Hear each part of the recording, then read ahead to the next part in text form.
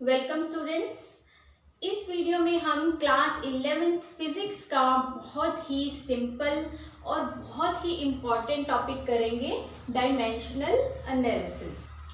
इससे पहले हम physical quantities, units and measurements के बारे में पिछली वीडियो में पढ़ चुके हैं। तो हमने जाना कि फिजिकल क्वांटिटीज क्या हैं जिन्हें हम मेजर कर सकते हैं, और ऐसी नंबर ऑफ क्वांटिटीज हैं जिन्हें हम मेजर कर सकते हैं, लेकिन उन सभी क्वांटिटीज के लिए यूनिट्स को याद रख पाना बहुत ही मुश्किल है। इसलिए हमारे साइंटिस्ट ने उन फिजिकल क्वांटिटीज को 2 पार्ट्स में बहुत ही इंटेलिजेंटली डिवाइड कर दिया है। One is fundamental physical quantities and other is derived physical quantities. International system of unit यानी कि एसआई यूनिट में हमने जाना था कि देयर आर 7 फंडामेंटल यूनिट्स। इन फंडामेंटल क्वांटिटीज से बाकी सभी क्वांटिटीज को डिराइव किया जा सकता है, जिन्हें हम कहते हैं डिराइव्ड यूनिट्स। तो इस वीडियो में हम अपनी डिस्कशन को सिर्फ मास, लेंथ और टाइम तक ही रिस्ट्रिक्ट करेंगे, क्योंकि यही वो 3 क्वांटिटीज हैं जो मैकेनिक्स की सभी फिजिकल क्वांटिटीज को डिराइव करने के लिए इनफ है। हम जानते हैं कि मैकेनिक्स क्या है। It is a branch of physics which deals with the theory of motion of material objects at low speed. तो मैकेनिक्स की सभी क्वांटिटीज को इन्हीं 3 फंडामेंटल क्वांटिटीज से डिराइव किया जा सकता है, that is mass, length and time. तो इसलिए हम बाकी 4 फंडामेंटल क्वांटिटीज की बात इस वीडियो में नहीं करेंगे। मान लीजिए हम मास को लिख रहे हैं कैपिटल M से इन अ स्क्वायर ब्रैकेट, और लेंथ को लिख रहे हैं L से इन अ स्क्वायर ब्रैकेट, टाइम को T से इन अ स्क्वायर ब्रैकेट। और अब हम इन 3 फंडामेंटल क्वांटिटीज से कोई डिराइव्ड यूनिट फाइंड आउट करके देखते हैं। Let us say we have speed is equal to distance upon time. अब हमें पता है कि स्पीड क्या है, एक डिराइव्ड फिजिकल क्वांटिटी है, क्योंकि ये फंडामेंटल क्वांटिटीज पे डिपेंडेंट है। डिस्टेंस और टाइम क्या है, फंडामेंटल क्वांटिटीज। तो डिस्टेंस इज बेसिकली लेंथ, तो हम इसके लिए लिखेंगे square bracket L, and time के लिए लिखेंगे हम स्क्वायर ब्रैकेट T।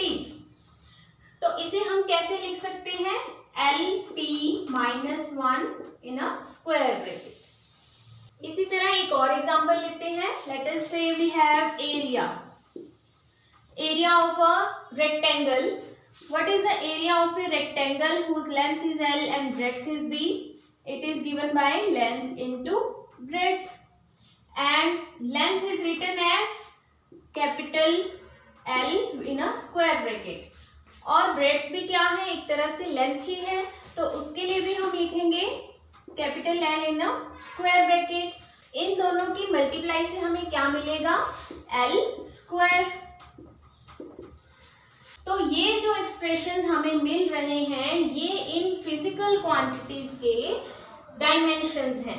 तो डायमेंशंस क्या हुए, dimensions of a physical quantity is defined as the parts to which the fundamental units of mass, length and time have to be raised to represent a derived unit of the quantity.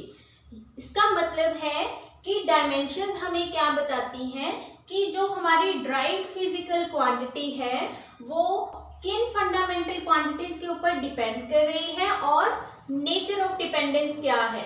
हमने माना है कि मास, length और time fundamental quantities हैं, तो यहाँ पे क्योंकि मास नहीं है, हम इसे लिख सकते हैं m⁻�0, L power 1 and time power -1। तो यहाँ से हमें पता चल रहा है जो स्पीड है एक डिराइव्ड फिजिकल क्वांटिटी है, और वो किन किन फंडामेंटल क्वांटिटीज के ऊपर डिपेंड कर रही है, लेंथ और टाइम के ऊपर।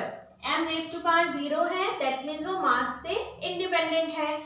और नेचर ऑफ डिपेंडेंस क्या है, speed is directly proportional to length, क्योंकि ये L की पावर 1 है, और inversely proportional to time because their power of time is -1. Similarly area के लिए अगर हम लिखें, यहाँ पे भी मास और टाइम दोनों ही नहीं है, तो यहाँ पे हम लिख सकते हैं m power 0, l power 2 and time power 0. It depends only upon the length and it is directly proportional to square of the length.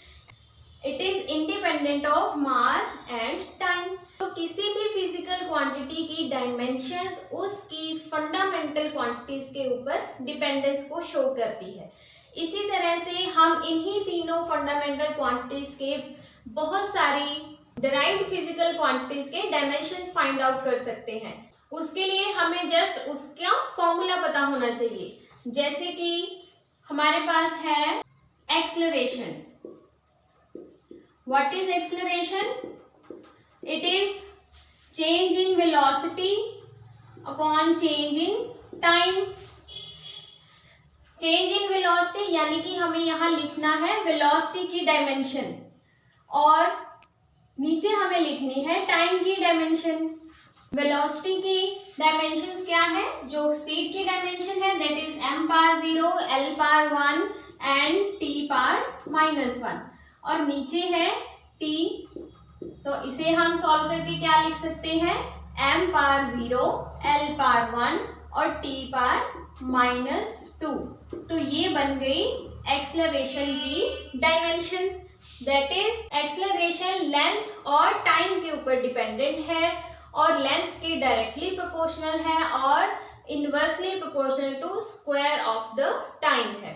In dimensions को ही हम किसी फिजिकल क्वांटिटी का डायमेंशनल फॉर्मूला भी कहते हैं.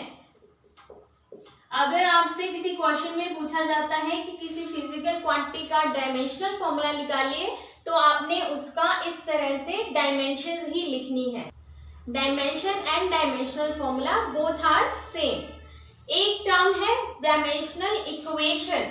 अगर आपसे कहा जाता है डायमेंशनल इक्वेशन लिखिए, तो इक्वेशन क्या होती है? जिसमें एक इक्वालिटी का साइन होता है. लेफ्ट हैंड साइड होती है, राइट हैंड साइड होती है और दोनों के बीच में एक इक्वालिटी का साइन होता है. तो हम डायमेंशनल इक्वेशंस को कैसे लिखते हैं? अगर हम उस फिजिकल क्वांटिटी को उसके डायमेंशनल फॉर्मूला से इक्वेट कर दे तो वो क्या बन जाती है? एक डायमेंशनल इक्वेशन. जैसे कि अगर हम स्पीड को s से लिख दें इन अ स्क्वायर ब्रैकेट, तो ये क्या बन गई? स्पीड की डायमेंशनल इक्वेशन. हमने उस फिजिकल क्वांटिटी को उसके डायमेंशनल फॉर्मूला से इक्वेट कर दिया है, तो डायमेंशनल इक्वेशन बन गई है. इसी तरह से एक्सेलरेशन की डायमेंशनल इक्वेशन क्या होगी? हम उसके डायमेंशनल फॉर्मूले को एक्सेलरेशन से इक्वेट कर देंगे, तो ये बन गई डायमेंशनल इक्वेशन. इसी तरह से हम सभी डिराइव्ड फिजिकल क्वांटिटीज की डायमेंशनल इक्वेशंस या डायमेंशनल फॉर्मूले लिख सकते हैं. Let us say we want to find the dimensional formula of force. तो हमें फोर्स का फॉर्मूला पता है. फोर्स क्या है? Force is equal to m into a, that is mass into acceleration. Mass के लिए हम क्या यूज करेंगे? Capital M in a square bracket. और एक्सेलरेशन की डायमेंशंस क्या है जो हमने पहले फाइंड की थी? m power 0, l power 1 and t power -2. तो उसे भी हम यहाँ लिख लेंगे. तो इन दोनों को सॉल्व करके हमारे पास क्या आ जाएगा? m power 1, l power 1 and t power -1. जो भी डायमेंशंस मल्टीप्लाई में होती हैं उनकी पावर्स ऐड हो जाती हैं और जो डिवीजन में होती हैं उनकी पावर्स सब्ट्रैक्ट हो जाती हैं. तो यहाँ से हमें मिल गया फोर्स का dimensional formula m l t power -2.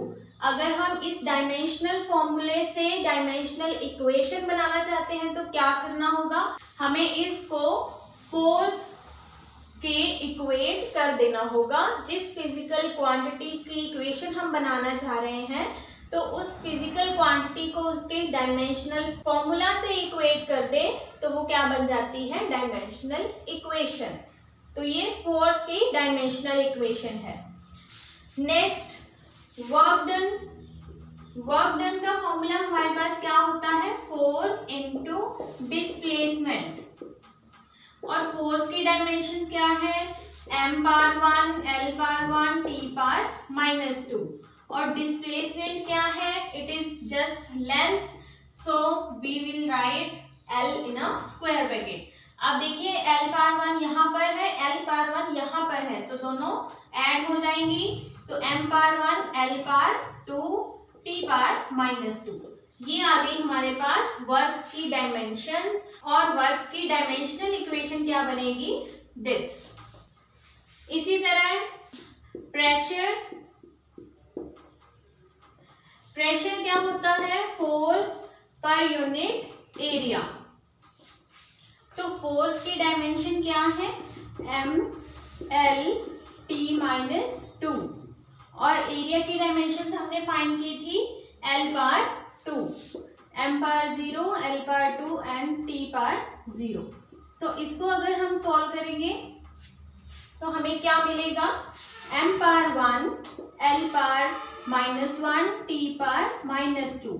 जो टर्म्स डिविजन्स में होती हैं उनकी पावर्स सब्ट्रैक्ट हो जाती हैं और जो मल्टीप्लाई में होती हैं उनकी पावर्स ऐड हो जाती हैं। तो इससे प्रेशर की डायमेंशन आ गई m power 1, l power -1 and t power -2।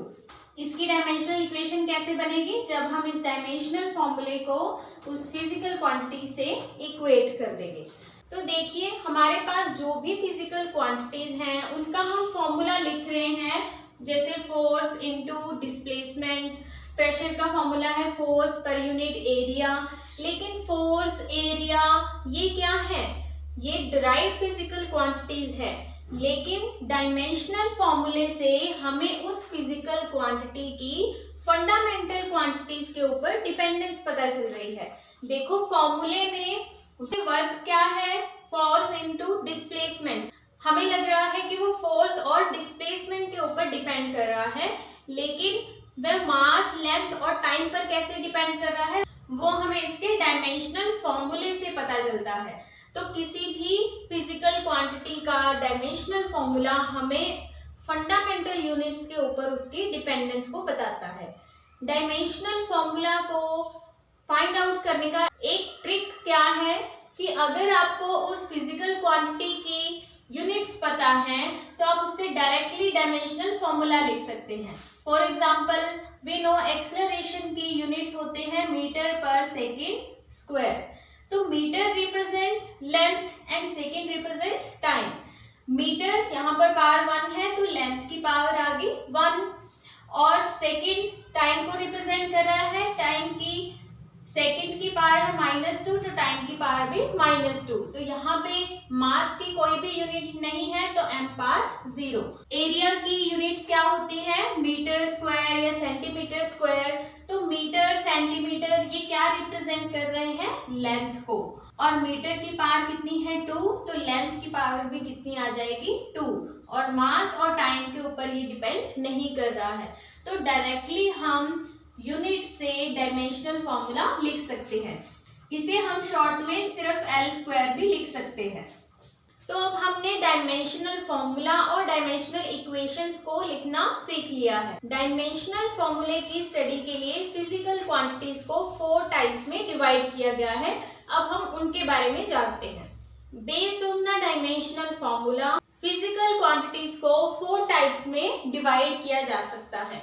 वो है dimensional constants, dimensional variables, dimensionless constants and dimensionless variables. Her type की क्वांटिटी जो है उसके नेम से ही क्लियर हो रही है। जैसे कि फर्स्ट है डायमेंशनल कांस्टेंट्स। कांस्टेंट्स क्या होते हैं, जिनकी वैल्यू फिक्स होती है।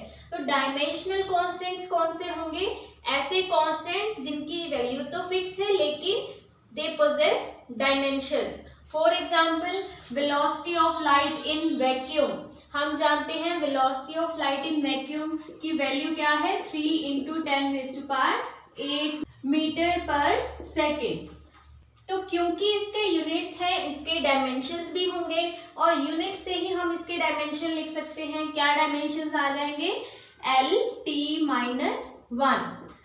तो ये एक ऐसा कांस्टेंट है जिसके डायमेंशंस हैं। ऐसे ही एक यूनिवर्सल कांस्टेंट ऑफ ग्रेविटेशन है G। हम जानते हैं फोर्स ऑफ ग्रेविटेशन का फॉर्मूला क्या है, G(m1m2/r²). तो G के डायमेंशंस निकालना चाहते हैं तो वो कैसे आ जाएंगे, G = F(r²)/m1m2। अब हम इन सभी के डायमेंशंस लिख देंगे तो हमें G के डायमेंशंस मिल जाएंगे। फोर्स के डायमेंशंस होते हैं m(l)t-2 और r यानी कि डिस्टेंस है जो कि लेंथ को रिप्रेजेंट करता है, तो l/2। m1 m2 masses of the bodies है तो यहाँ पर आ जाएगा m × m। इनको सॉल्व करके हमारे पास G के डायमेंशंस आ जाएंगे m⁻⁻1, l⁻3 एंड t⁻⁻2। तो हम जानते हैं कि G की वैल्यू फिक्स होती है, that is 6.67 × 10⁻11 newton metre square per kilogram square. तो इसकी वैल्यू तो कांस्टेंट है लेकिन इसके डायमेंशंस भी हैं, तो ऐसी क्वांटिटीज को हम क्या कहते हैं, डायमेंशनल कांस्टेंट्स। नेक्स्ट है डायमेंशनल वेरिएबल्स।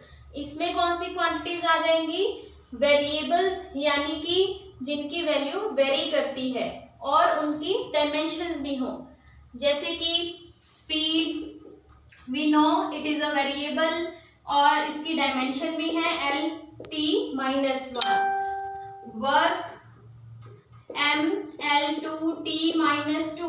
वर्क डन जो है वो कांस्टेंट क्वांटिटी नहीं है, वेरिएबल है और इसकी भी डायमेंशंस हैं। तो ऐसी क्वांटिटीज जिनकी डायमेंशंस भी हो और उनकी वैल्यू वेरी करती हो उन्हें कहते हैं डायमेंशनल वेरिएबल्स। थर्ड है डायमेंशनलेस कांस्टेंट्स। तो ऐसे कांस्टेंट्स जिनकी डायमेंशंस ना हो, डायमेंशनलेस हो, वो किस कैटेगरी में आएंगे, डायमेंशनलेस कांस्टेंट्स की कैटेगरी में। For example all the numbers 1, 2, 3 etcetera और पाई, इसकी वैल्यू भी फिक्स है और इसकी कोई डायमेंशन भी नहीं होती। एक्सपोनेंशियल जिसकी वैल्यू फिक्स है और इसकी कोई डायमेंशन भी नहीं है। तो ऐसी क्वांटिटीज को हम क्या कहते हैं, डायमेंशनलेस कांस्टेंट्स। लास्ट है डायमेंशनलेस वेरिएबल्स। ऐसे वेरिएबल्स जिनकी कोई भी डायमेंशन नहीं होगी, उनकी वैल्यू फिक्स नहीं है लेकिन उनका डायमेंशन नहीं है, जैसे कि रिफ्रैक्टिव इंडेक्स। रिफ्रैक्टिव इंडेक्स इसे हम लिखते हैं म्यू से और ये होता है speed of light in vacuum to the speed of light in any other medium. तो ऊपर और नीचे दोनों क्या है, स्पीड है, दोनों की डायमेंशन क्या है, l(t-1). तो ये कैंसिल होकर हमें क्या देंगी, m⁻0, l⁻0 एंड t⁻0। इसकी कोई भी डायमेंशन नहीं है but it is a variable. हम जानते हैं अलग अलग मीडियम्स के लिए रिफ्रैक्टिव इंडेक्स भी अलग अलग होता है। उसी तरह एंगल जिसे हम थीटा से लिखते हैं, ये भी एक डायमेंशनल लेस वेरिएबल है। किसी एक सर्कल में एंगल का फॉर्मूला हमारे पास क्या होता है, length of the arc upon radius, that is theta = l/r। और लेंथ को कैसे रिप्रेजेंट करेंगे हम, l स्क्वायर ब्रैकेट से, और रेडियस में क्या है, एक तरह से लेंथ ही है तो इसे भी हम l से रिप्रेजेंट करेंगे। तो ये दोनों कैंसिल होकर हमें क्या डायमेंशन दे रही हैं, m⁻0, l⁻0 एंड t⁻0। तो हमने देखा कि एंगल जो है इसके डायमेंशंस नहीं है, डायमेंशन लेस है ये, लेकिन ये एक वेरिएबल है। ये थीटा वेरी करता है इन अ सर्कल फ्रॉम 0 to 360। तो एंगल डायमेंशन लेस वेरिएबल है। इस तरह हमने देखा कि डायमेंशनल फॉर्मूले के बेस पर हम फिजिकल क्वांटिटीज को इन 4 कैटेगरीज में डिवाइड कर सकते हैं। तो आज के लेक्चर में हमने डायमेंशंस, डायमेंशनल इक्वेशंस के बारे में पढ़ा और अलग अलग फिजिकल क्वांटिटीज़ के बारे में पढ़ा। अब हम उन सब से रिलेटेड प्रॉब्लम्स को सॉल्व करेंगे। First problem is which one of the following has the dimension of pressure. Pressure की डायमेंशंस हमें इस क्वेश्चन में फाइंड आउट करनी है और हमें 4 ऑप्शंस दिए गए हैं। हम जानते हैं किसी भी डिराइव्ड फिजिकल क्वांटिटी का डायमेंशंस फाइंड करने के लिए हमें उसका फॉर्मूला पता होना चाहिए और प्रेशर का फॉर्मूला है फोर्स पर यूनिट एरिया। तो हम फोर्स और एरिया दोनों की डायमेंशंस को यहाँ पुट कर देंगे और प्रेशर की यूनिट फाइंड आउट कर लेंगे। फोर्स की डायमेंशन होती है ml/-2 जो कि यहाँ पे बी ऑप्शन में दिया गया है। उसे हम एरिया से डिवाइड करेंगे यानी कि L² से डिवाइड करेंगे तो हमें मिलेगा ऑप्शन डी ml-1t-2। इस डायमेंशन को हमने इस लेक्चर में भी फाइंड आउट किया था। ml-1t-2 option D is the correct answer. Next question is linear momentum and impulse have same dimensions, is it true और फॉल्स। हमें ये बताना है कि इन दोनों के सेम डायमेंशंस हैं या नहीं है, लीनियर मोमेंटम और इम्पल्स। तो हम इन दोनों के फॉर्मूले से हम इनकी डायमेंशन फाइंड आउट करेंगे। लीनियर मोमेंटम का फॉर्मूला होता है P = mv। तो m क्या है, मास, जो कि हमें m लिखेंगे। वेलोसिटी की यूनिट होती है मीटर पर सेकेंड यानी कि LT-1। तो मोमेंटम की डायमेंशन आ गए mL/T-1। अब इम्पल्स का फॉर्मूला क्या है, फोर्स इनटू टाइम। फोर्स की डायमेंशन होती है mL/T-2 इनटू टाइम की डायमेंशन t से मल्टीप्लाई करेंगे तो हमारे पास सेम ही आ जाएगी mL/T-1, यानी कि इन दोनों फिजिकल क्वांटिटीज़ की सेम डायमेंशन है। So the given statement is true. Next problem is match the following with correct dimensions. हमें लेफ़्ट और राइट की टर्म्स को मैच करना है। तो हमारे पास फिजिकल क्वांटिटीज़ हैं frequency, heat, wavelength and force. तो सबके फार्मूला से हम इनकी डायमेंशन फाइंड आउट कर लेंगे। फ्रीक्वेंसी का फॉर्मूला होता है 1/टाइम।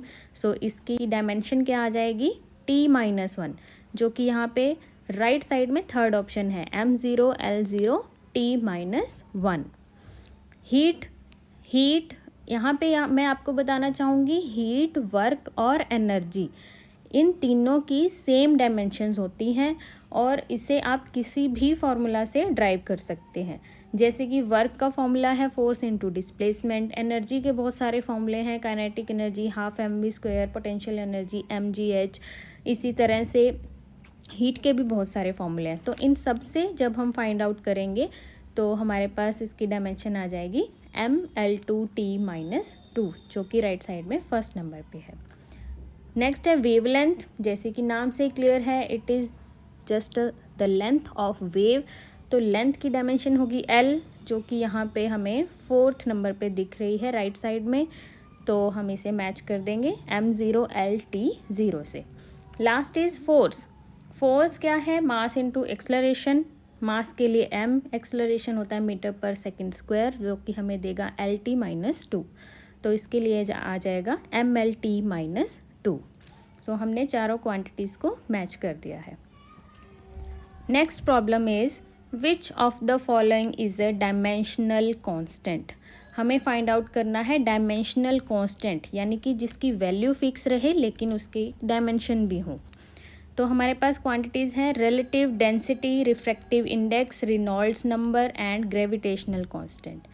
देखो रिलेटिव डेंसिटी, यहाँ हम किन्हीं भी दो मटेरियल्स की डेंसिटीज़ को कंपेयर करते हैं। जहाँ भी वर्ड रिलेटिव आता है वहाँ हम कंपैरिजन कर रहे हैं। तो यहाँ पे डेंसिटीज़ का ही रेशो होगा, डेंसिटी बाय डेंसिटी। तो इसकी कोई भी यूनिट नहीं आएगी और कोई भी डायमेंशन नहीं आएगी, ये डायमेंशन लेस होगा।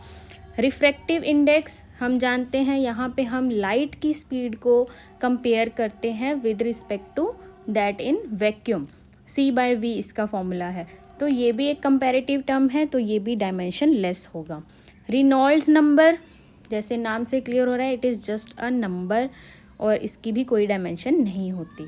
ग्रेविटेशनल कांस्टेंट, इसकी डायमेंशन हमने इस लेक्चर में भी फाइंड आउट की है। इसके यूनिट्स भी हैं Newton metre square per kilogram square, तो इसकी डायमेंशंस भी होंगी। तो जिन भी क्वांटिटीज़ की यूनिट्स होती हैं उन सब के डायमेंशंस भी होते हैं। तो यहाँ पे सही ऑप्शन क्या आ जाएगा, gravitational constant. Next question is a unitless quantity may have a non-zero dimension, always has a non-zero dimension, never has a non-zero dimension and does not exist. Unitless quantity, अब ऐसी क्वांटिटीज़ जिनकी कोई unit ही नहीं है उनकी कभी भी कोई डायमेंशन नहीं होती. A unitless quantity always has a zero dimensions. जिसकी यूनिट्स नहीं हैं उसकी कोई डायमेंशंस नहीं होंगी. तो यहाँ पे नॉन ज़ीरो डायमेंशन के बारे में पूछा गया है. तो यूनिटलेस क्वांटिटी की नॉन ज़ीरो डायमेंशन कभी भी नहीं हो सकती, उनकी हमेशा ज़ीरो डायमेंशन होती है. तो हमारा ऑप्शन कौन सा सही बनेगा? C, which is never has a non zero dimension. इसके एग्जांपल्स हैं हमारे पास एन यानी कि रिफ्रैक्टिव इंडेक्स जो कि एक यूनिटलेस है, डायमेंशनलेस भी है. Strain, change in length by original length, length to length का रेशो है, यहाँ पे भी यूनिटलेस और डायमेंशनलेस है. और के क्या है? रिलेटिव परमिटिविटी, जहाँ हम परमिटिविटी को कंपेयर करते हैं किसी भी मीडियम की वैक्यूम के साथ. तो ये भी एक unitless as well as dimensionless quantity है.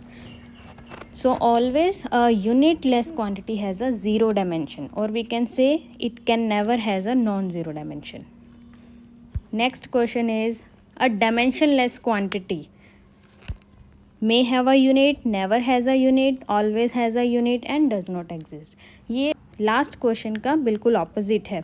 हमने देखा unitless quantities are always dimensionless, but are dimensionless quantities always unitless, ये हमें चेक करना है. जैसे कि हमारे पास क्वांटिटी है एंगल, जो कि फॉर्मूला है इसका length of arc by radius.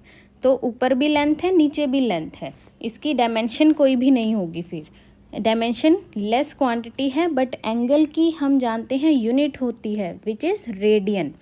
So it is dimensionless but it has a unit. इसी तरह हमारे पास है रिफ्रैक्टिव इंडेक्स जिसका फॉर्मूला है c by V, velocity of light in vacuum by velocity of light in any other medium. तो यहाँ भी वेलोसिटी का रेशो हमें वेलोसिटी से ही लिया है, तो इसकी कोई भी डायमेंशन नहीं है, बट इसकी कोई यूनिट भी नहीं है. ये डायमेंशनलेस भी है, यूनिटलेस भी है.